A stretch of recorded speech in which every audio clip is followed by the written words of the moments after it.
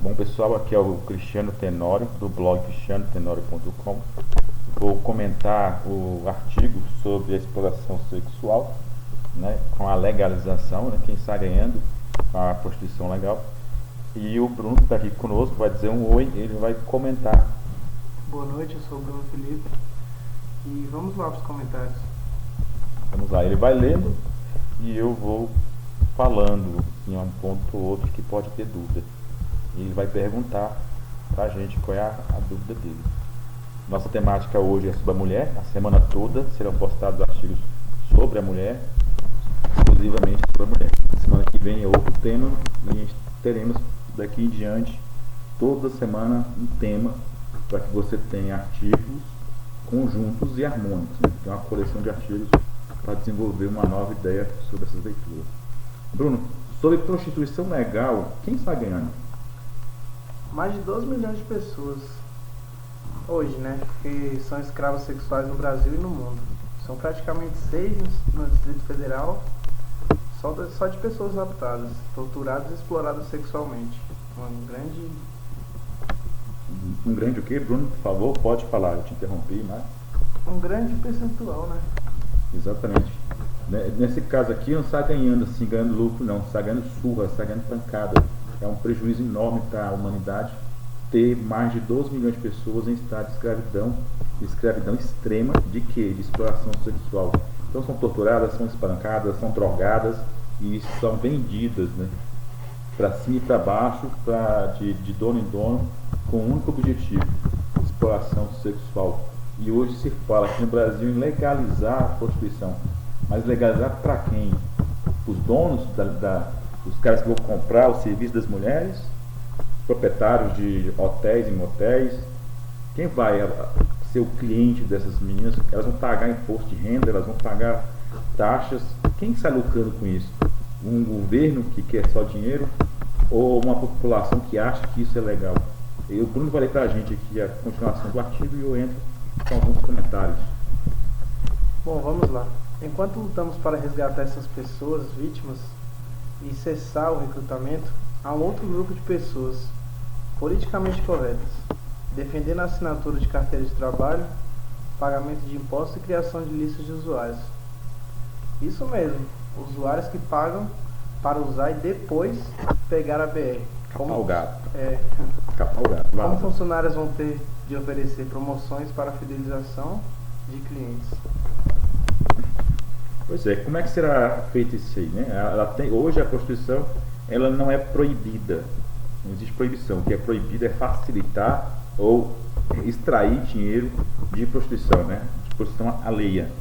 Então, se for legalizar, mas legalizar para quê? Por que esse termo legalizar? Se ela já trabalha, ela já faz lá o que ela quer, ela já tem os meios dela de cobrar, ela já divulga na internet, ou divulga em jornal, divulga pelo Zap, ela tem os meios dela. Essa carteira assinada, esse registro, vai servir para quê? Para dizer que ela tem uma profissão? Ou para abrir um espaço para mais exploração?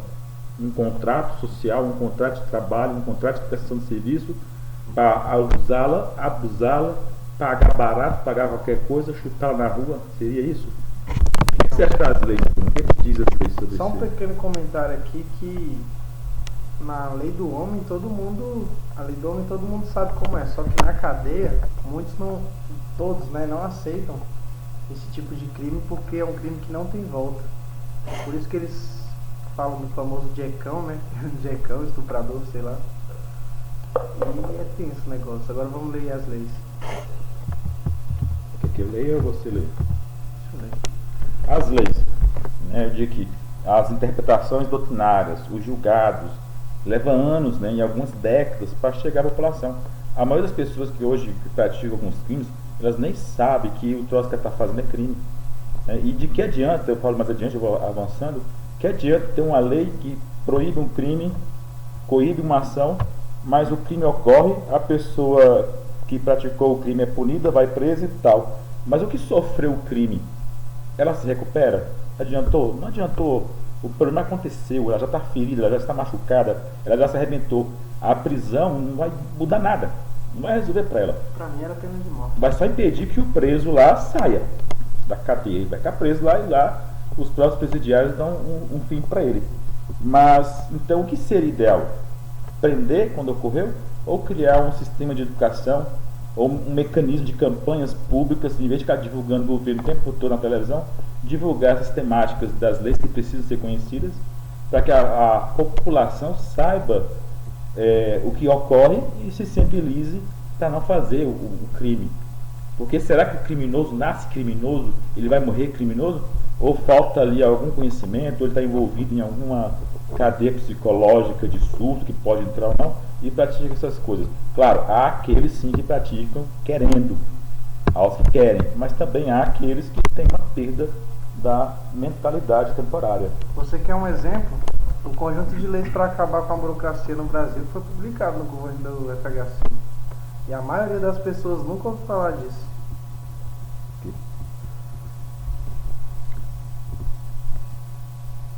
Peraí, que eu me perdi, Bruno. Você falou que foi criado o FHC e às vezes para quê? Para a maioria das pessoas. Da burocracia? É. Sério? Um conjunto de leis. Existe burocracia no Brasil? Existe. Mas a lei diz que não.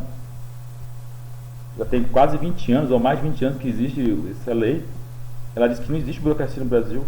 E disse que foi na época do governo do FHC. Do FHC. E aí, existe ou não existe burocracia? Você vai na realidade lá, você vai no hospital, você vai pedir uma assistência social, você vai para qualquer serviço público hoje. Tem burocracia ou não tem? Então, mas a lei diz que faz 20 anos, praticamente, que ela está aí, para acabar com a burocracia. O que eu mais vejo é burocracia no dia a dia. Por quê?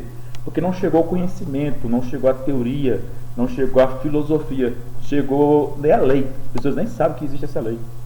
Ou seja, editar uma lei, publicar uma lei, não vai resolver a vida de ninguém, porque ela demora muito tempo para ser conhecida, e tem muitas que ninguém conhece, só o advogado conhece, né? Então, mas infelizmente muitas das vezes a mídia manipula, diz que o país não é o Brasil não é um país burocrático. Não. Vai para o hospital lá e tenta ser atendido, vê quantas horas você vai ficar preso lá, vai pelo básico. Pega um ônibus aí de uma cidade para outra, uns 60 quilômetros, você vai ver como é que é. Cara, mas o ônibus é privado. Não, o ônibus é público. É público, está terceirizado, tem que ser bem feito. Mas não faz. Já não basta o dinheiro dos impostos. Né? Então vamos lá. Vamos para a questão da mulher aqui. O código já existe, não existe, é retardado. Qualquer educação, aliás, qualquer lei sem uma educação conscientizadora e sensibilizante é um retardo, é cegueira, é pura alienação.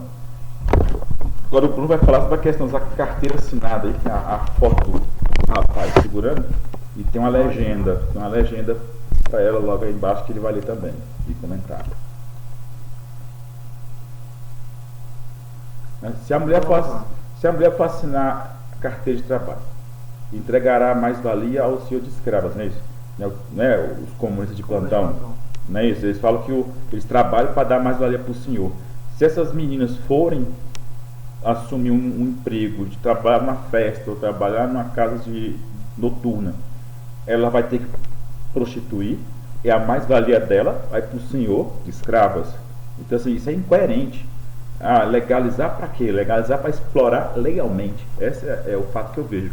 O que você vê dessa foto aqui, Bruno? Carteira de trabalho, uma algema, uma mão masculina, um comentário de legenda embaixo. O que você acha disso? Uma pessoa presa ao trabalho, né?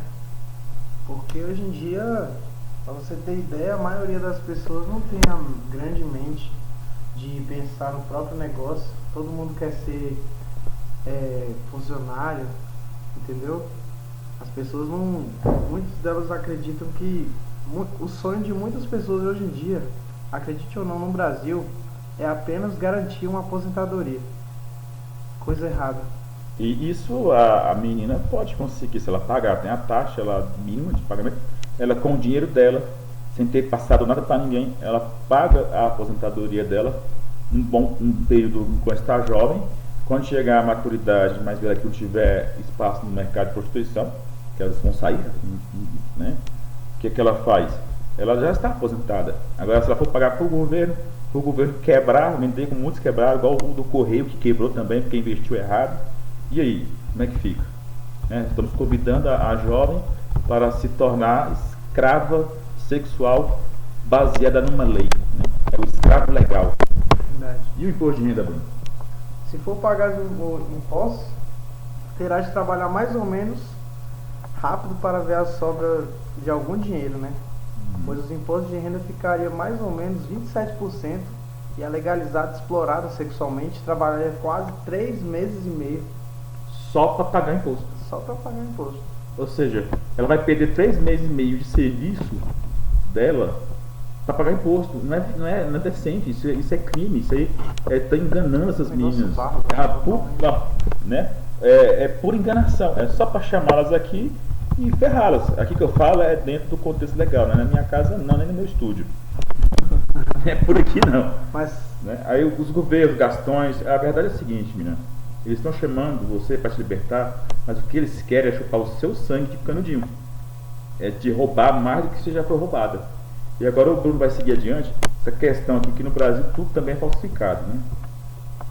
pequeno comentário aqui também, eles querem te fazer de charuto cubano. É igual eu estava dizendo mesmo. Então vamos lá. O pior, tudo se falsifica no Brasil. Senhores de escravos poderá apresentar carteira de trabalho, assinado ou contratado de serviço prestados falsos. Ou seja, falsidade, eles vão falsificar os documentos, chega no local a polícia para poder resgatar as meninas que foram colocadas sob escravidão sexual e recebe um contrato de serviço, de prestação de serviço, ou as carteiras assinadas de forma falsa, e a Polícia Federal não pode fazer nada se não souber identificar que são documentos falsos. Ou seja, é mais um trabalho para a Polícia Federal, é mais um atrapalhamento, a palavra não existe, atrapalhamento eu estou utilizando, para quê? Para impedir que essas meninas sejam resgatadas. Mas Cristiano, Sim. pela minha opinião, pelo lado da direita ou esquerda, eu tô pouco me lixando, entendeu? Mas tem que se lixar mesmo na presença do governo. Assim, eu não ligo, eu não quero saber se o governo é de direita ou se é governo de esquerda. As meninas, as crianças, as nossas adolescentes e mulheres precisam ser protegidas. E a proteção vem por educação e vem para evitar que esse povinho aí metido a politicamente correto, que eu chamaria de político incorreto, traga ideias absurdas, dizendo que vai melhorar a vida, vai melhorar o reconhecimento, e não vai. Porque se uma lei da burocracia levou mais de 20 anos e ainda ninguém conhece, a da prostituição pode até conhecer um pouco mais rápido, porque o tema pode ser sério, mas mesmo assim não vai proteger essas meninas, porque vai ser um documento que não vai gerar essa imagem, ela tem um emprego, ela trabalha bem, ela segue, não vai ter essa imagem. A realidade vai ser outra. Olha, a maioria está sendo explorada, igualando ao mercado negro. A maioria está sendo escravizada, é um mercado paralelo, né? Uhum. Aí tem essa parte aqui que eu falei da sensação de impotência, o Bruno vai comentar um pouco. Quando se vê os diversos casos de violência contra a mulher, a vontade de prender esses criminosos é muita, mas a realidade é dolorosa. O direito por si só não é preventivo porque ele só atua na concretude do fato, ou seja, depois que o crime ocorre. Eu vou levantar um pouco aqui mais a tela, o Bruno ele inicia pra gente essa parte. Então você pode ler mais pausado, tá? Tranquilo. A prevenção está nas campanhas educativas, sensibilizantes, a fim de evitar que o crime ocorra. Exatamente. Ou seja, punir, como eu coloquei ali, punir não resolve por si só, né? Ele serve para quê? Para que o cara que já praticou o crime não volte a praticar. Mas essa punição ela é vaga, porque a pessoa, a vítima, já foi violentada, ela já foi estragada, explorada, assim, sabe, toda a porcaria já fizeram com ela, aí vai lá e prende o cara. Pô, não resolveu. A resposta é qual? É antes educar para ter conscientização, ter teoria, ter conteúdo, e sensibilizar para ele sentir na pele, perceber, né, ter feeling, ter tato, para não praticar o crime. Ele perceber que o crime é pesado, é ruim. Então o que eu recomendo aqui, o grupo recomenda, é que haja a prevenção, né? Prevenir é muito melhor do que criar leis bobas. Vai criar lei? Crie com um programa de educação e não só uma mera edição de lei publicada lá no Congresso Nacional, que vai para o Diário Oficial e no outro dia está valendo, ou um mês depois está valendo, mas não chegou ao consenso, ao conhecimento de ninguém. E é bom lembrar que esses mafiosos ainda vão ter o direito, porque como todo cidadão é igual perante a lei, certo? O direito de quê? Direitos humanos, coisa que não deveria existir para pessoas que fazem esse tipo de violência. Violência. Esse tipo de abuso. Eu penso um pouco também do Bruno. Acho que não precisa ser uma pena de morte, mas uma pena perpétua, assim. É um tipo de. Há crimes que deveriam ficar presos pelo resto da vida. Até a casa dele tinha que ser lá. Infelizmente no Brasil não. Né? No Brasil é 30 anos o limite. Você pode até declarar o cara 200 anos, mas ele só cumpre 30. Aí o que você vê aqui, então, vamos fechar o artigo.